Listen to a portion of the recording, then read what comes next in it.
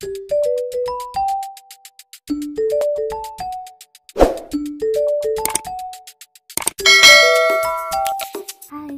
selamat datang di channel saya. Perkenalkan, saya adalah kakak ibu atau kakak Lis, biasa disapa. Dan saya adalah salah seorang guru di salah satu sekolah swasta di kawasan NTT, yaitu tepatnya di Pulau Flores. Ini video pembelajaran saya yang pertama.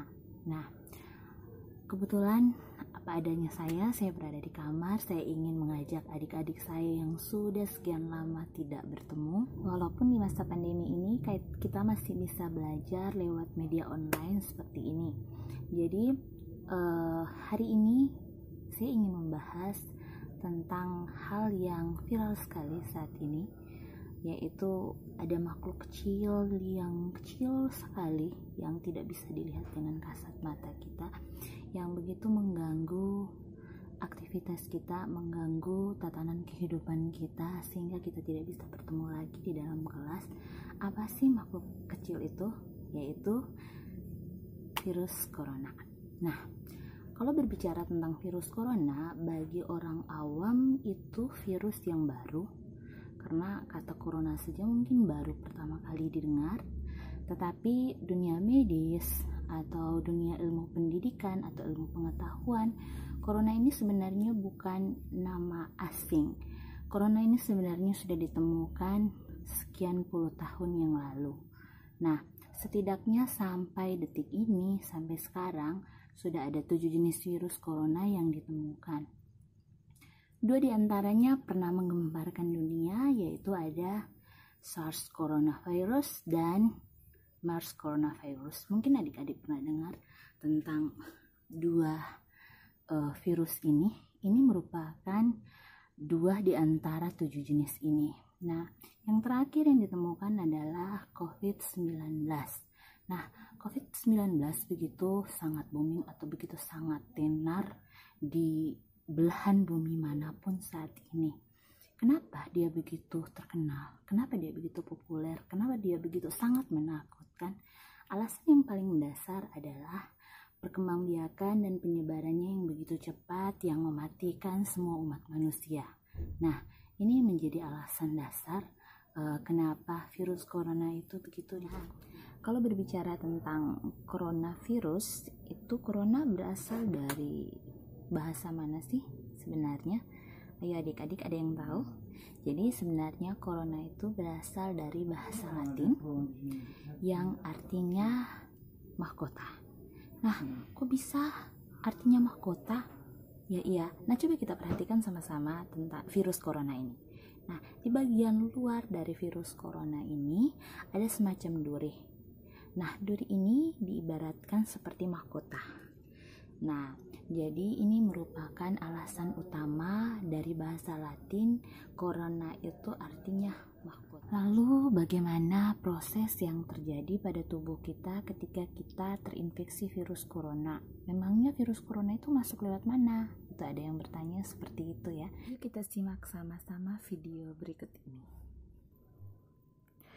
Virus corona berawal dari dimana kita berinteraksi dengan orang yang sudah terinfeksi dengan virus corona. Terus air bersihnya mengenai tubuh kita atau kita terpapar oleh virus corona ini dengan benda-benda yang disentuhnya. Nah, virus corona ini akan masuk ke saluran pernapasan kita, tepatnya di dalam paru-paru. Nah, virus corona ini memiliki 3 bagian utama, yaitu paku luarnya atau durinya akan masuk menancap ke dalam sel paru-paru kita. Dia akan terus menekan sampai benar-benar masuk ke dalam sel paru-paru kita. Setelah sampai di dalam sel paru-paru kita, tubuh virus ini akan membuka dan keluarlah protein di bagian dalam virus ini. Protein inilah yang akan memporak-poranda inti sel dari paru-paru kita. Nah, ketika ia memporak-poranda inti sel paru-paru kita, inilah akan menjadi inang atau sumber baru untuk virus-virus corona yang baru. Dari sinilah muncul atau bertumbuhlah sel corona yang baru.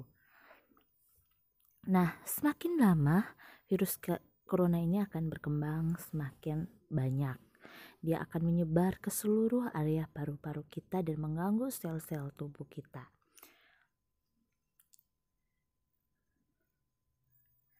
Nah, ketika virus corona ini memenuhi paru-paru kita seperti biasa, antibodi kita yang bertugas seperti polisi akan datang ke lokasi kejadian. Ia akan membunuh virus corona ini. Namun sayangnya virus corona ini sangat pintar sehingga ia mudah sekali mengelabui sel tubuh kita. Sehingga sel tubuh kita menyerang membabi buta tanpa membedakan mana sel tubuh dan mana virus corona. Namun, virus corona tidak akan terus menipu tubuh kita jika pertahanan tubuh kita kuat.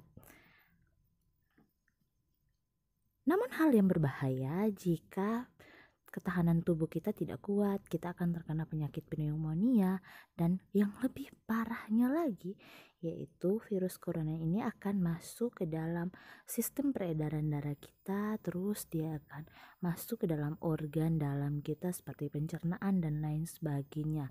Nah, ini merupakan tanda waspada buat tubuh kita. Ini sangat menakutkan buat kita semua ya, adik-adik. Nah, bagaimana caranya supaya kita bisa terhindar dari virus corona? Salah satu, penuhilah piringmu dengan pedoman gizi seimbang. Kenapa harus seperti ini? Supaya ketahanan daya tahan tubuh kita tetap terjaga. Nah, selain menjaga daya tahan tubuh kita dengan makan makanan yang bergizi, dengan menu yang seimbang, kita juga harus melakukan beberapa hal untuk membantu tubuh kita agar terhindar dari virus corona ini atau virus-virus lainnya. Yang pertama, gunakan masker ketika kita hendak berpergian. Yang kedua, kita bisa menutup mulut atau hidung kita ketika bersin.